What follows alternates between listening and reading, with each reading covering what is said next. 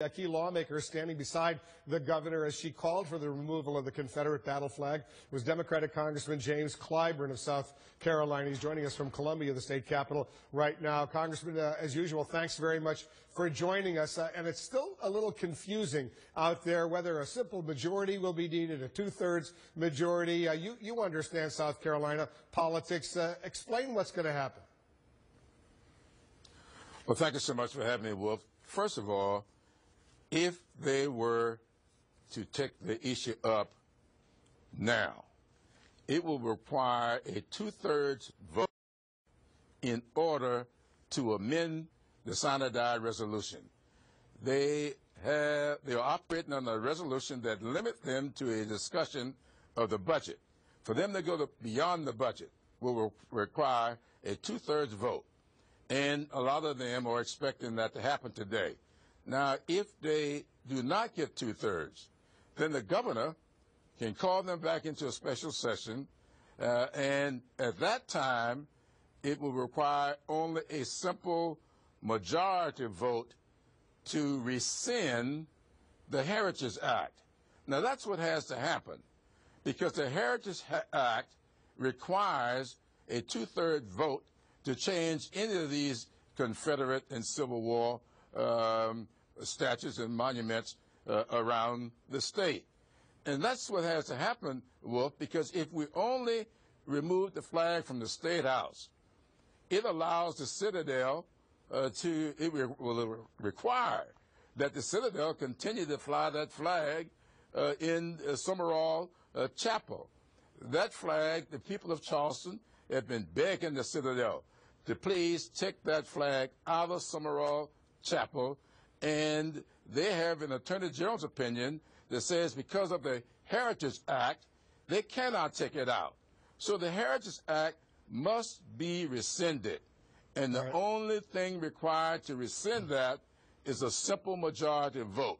And once that act is rescinded, two-thirds would not be needed to change the locations of the flag or any other Civil War Confederate memorials. Yeah, I spoke yesterday with Cornell William Brooks, the president of the NAACP. He himself is the son of South Carolina. He said a powerful statement would be if it were unanimously by both houses in the South Carolina legislature. I suspect that is not going to happen, but he's right. That would be a powerful statement indeed if it were unanimously approved.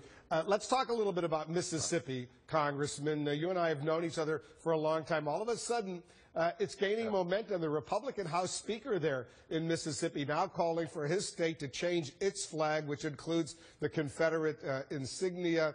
We'll show a picture of that. Are you surprised how quickly this momentum seems to be gaining strength?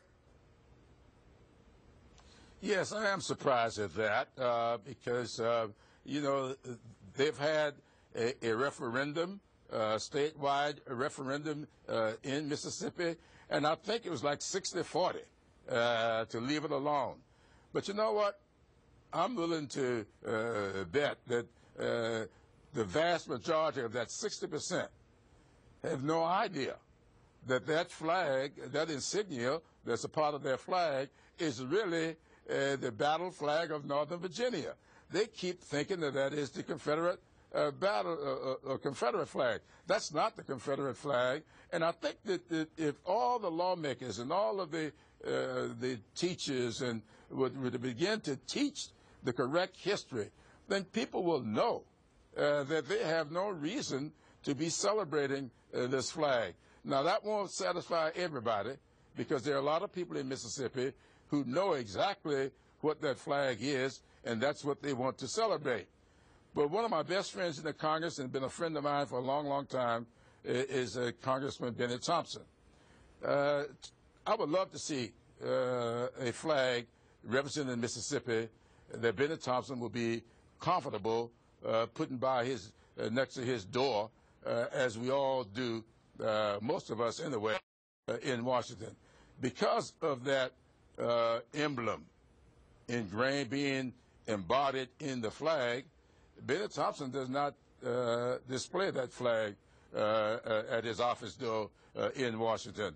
And he wants to display the flag. He loves Mississippi. but he would love for Mississippi not to have an emblem that's insulting to the people, many of the people who come to his office. Yeah, Congressman Thompson, by the way, Benny Thompson of Mississippi is going to be one of my guests later in the Situation Room today. We'll talk about what you just raised with him. We'll have a serious discussion with him on that as well. One final quick question is, you know, President Obama, he'll be at the memorial service, the funeral services on Friday, together with the First Lady and the Vice President, Joe Biden. What specifically, Congressman, do you want to hear the President say? Because he says he's now freer to say what he really wants to say on the issue of race relations in the United States. Well, you know, I've been talking with President Obama a lot about this issue. In recent weeks, we've had the opportunity to talk quite a bit when we were working on his trade package. He called me last Thursday as I worked my way to Morris Brown AME Church. And he was shaken. He knew Representative Pinckney, and he was absolutely shaken by all of this. I think that the president has grown very weary of having to circumvent these issues, which a lot of people thought was the appropriate thing for him to do as President of the United States. But I think he has reached a conclusion that he needs to meet this issue head on and appeal to the good people of South Carolina, the good people of the United States of America, to reach out to each other and start turning against each other. When you know that you are celebrating something that is not even true and is insulting to a third of your population, you ought to be able to get beyond that. And that's a higher number in Mississippi and in Louisiana and in Georgia, maybe a lesser number in Arkansas and a lesser number in Florida. But all of these state flags have embodied in them something that is representative of the Civil War and the Confederacy.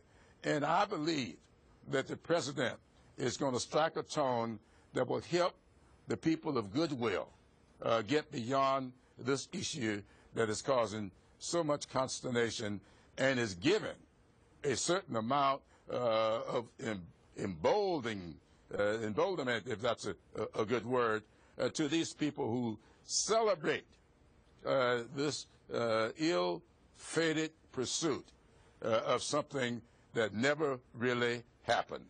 Yeah.